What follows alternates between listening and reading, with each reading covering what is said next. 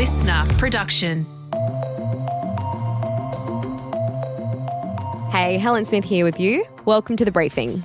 It's Christmas Eve and you might be getting ready for a family event, a barbecue or drinks, but you also might be preparing yourself for some inevitable awkward conversations. There's alcohol often, which is a social lubricant, a disinhibitor as well, so people feel like they can just say whatever they want and, have kind of big conversations that maybe other people aren't up for. So how can you get ready for the awkward conversations that might pop up this holiday season? That's coming up in the second half of this episode. First though, let's get into the headlines with the Listener News team. It's Wednesday, the 24th of December.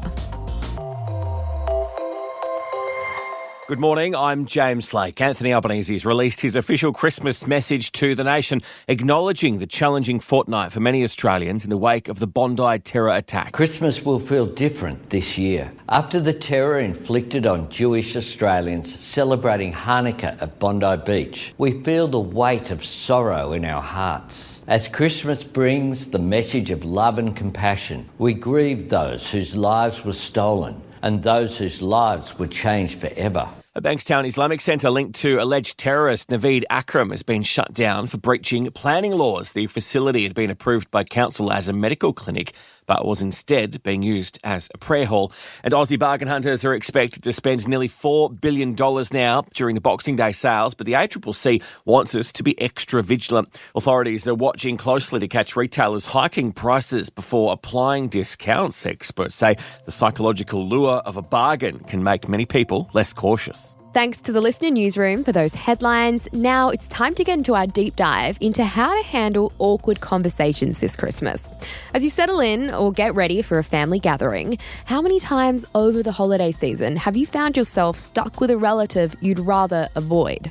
Or been confronted by a racist cousin or misogynistic relative and have no idea what to say? We all have awkward conversations over the Christmas break, but what are the best ways to tackle them and diffuse a situation? And what's the best thing to say if someone throws an unwanted comment your way?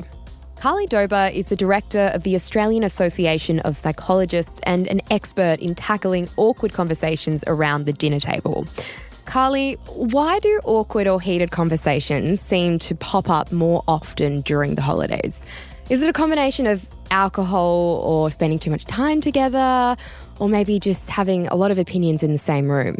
I think there's so many factors that make the perfect storm for these conversations. I think often we're mixing and meeting people that we don't see too frequently. And then, like you said, there's alcohol often, which is a social lubricant, a disinhibitor as well. So people feel like they can just say whatever they want and, have kind of big conversations that maybe other people aren't up for.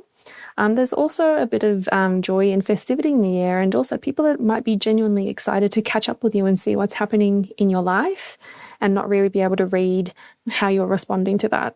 So when somebody, maybe an in-law, might drop a sexist joke, or your cousin might launch into some conspiracy theory mid-lunch, what's the smartest way you can respond without completely, blowing up the Christmas lunch or the event? It's a very delicate situation. And I think my most tried and true bit of advice would be to redirect when and where you can. It's a very artful thing to do. You can comment on how beautiful the lunch is, or how cute, someone's dress is, or, something exciting that the family is sharing as well. Because these conversation topics can be very loaded. And if you're noticing you're stressed, maybe someone else is stressed as well. If you can't artfully redirect, you can always go up, get another glass of water or whatever else you're having, and, maybe go to the bathroom and just do some deep breathing as well. But I would say try to redirect first. And if you're in that situation and someone is actually talking directly to you, maybe they're making an unwanted comment either about your relationship status or your appearance or maybe your career, how should you respond to that? It's really difficult because I think if we look at the most generous interpretation, maybe they've got no idea, they aren't very tactful. Maybe they're just trying to connect with you in this way that isn't really landing. I think, though, about your well-being, and there are some phrases that I think are really helpful.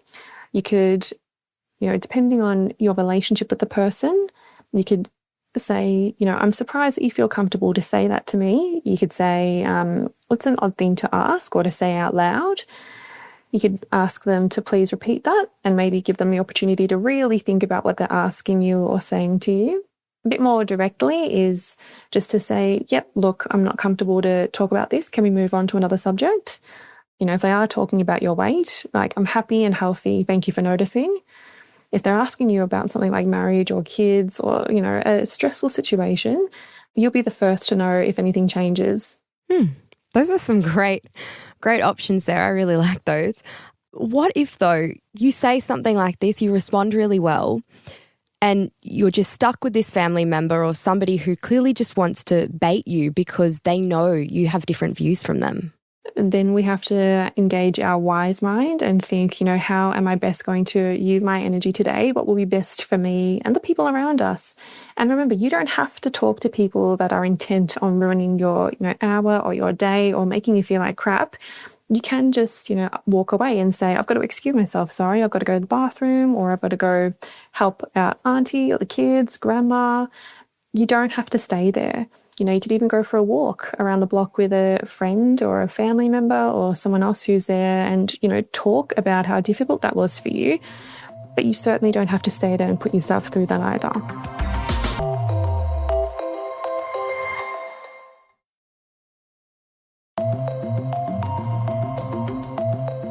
What is a good way that you might be entering a situation where you might feel uncomfortable?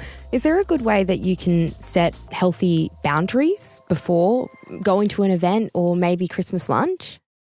I think know who your allies are. So you might have family members who have felt, uncomfortable or, not enjoying certain conversations from certain people. Talk to them and say, hey, look, cousin Joe or whoever might try and talk to me about this subject that has really been stressing me out. If I give you a look, can you please come and rescue me? I'd really be appreciative of it, and I'll do the same for you.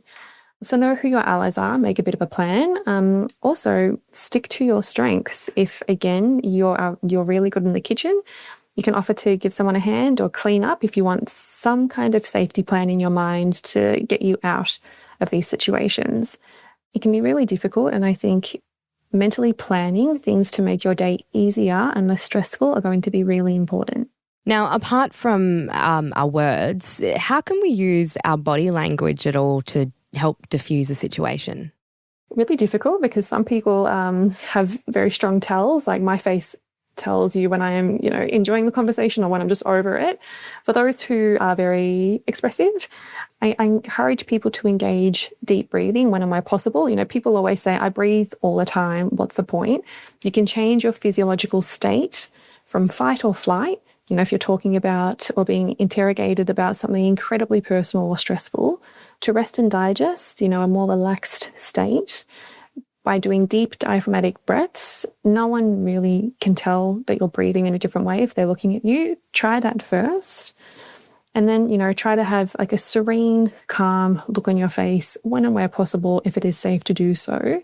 And open body language. We think about these things that will escalate a situation. It is, the folded arms, like the eye rolls, like the tutting, look at this guy.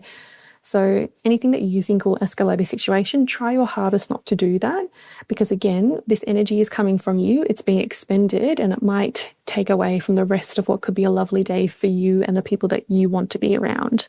What about if you're the one who needs to potentially start a difficult or awkward conversation, maybe to address a comment that was said or clear the air? How can you do that without making it more uncomfortable?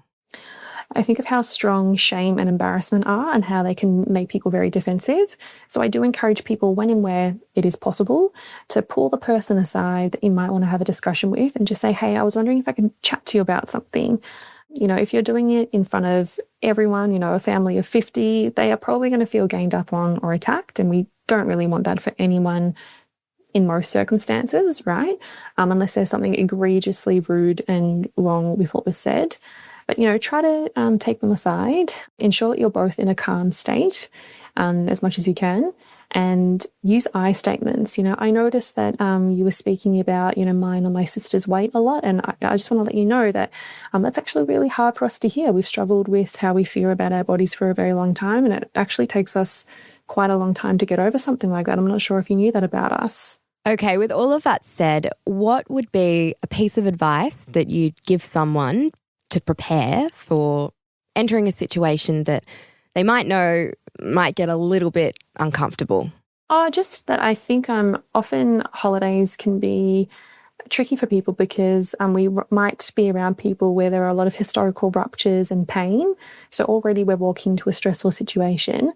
So I think, how can you mentally prepare for that, right? Is there anything that you want to say to people before the big holiday get-together? Because that can be really helpful as well to kind of diffuse any potentially explosive situations.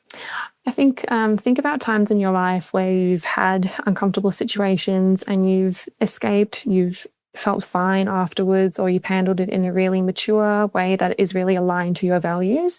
Remind yourself that you are very capable of doing so. And, unfortunately, across all walks of life, we are going to come across people who we disagree with or might be really rude or insensitive. It is a part of life. We can't control everything, but we can control what feedback we give, if we give any at all, how we deliver that feedback, how we choose to spend the rest of our time. I'm thinking about, where can joy also sit in what could be a stressful situation?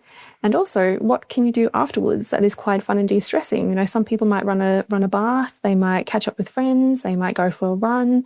What can you do after that situation that'll really bring you back to feeling very grounded? Carly, thank you so much for joining us on The Briefing. Thanks for having me, and happy holidays, everyone. That was Carly Dober, Director of the Australian Association of Psychologists, speaking with me there. Thanks for listening to this episode of The Briefing. That's it for now. Before you go, though, we'd love it if you could share this ep with someone else you think might enjoy it. It's a really easy way you can support everything we do here at The Briefing. And you can check us out on Instagram at The Briefing Podcast. I'm Helen Smith. Catch you next time.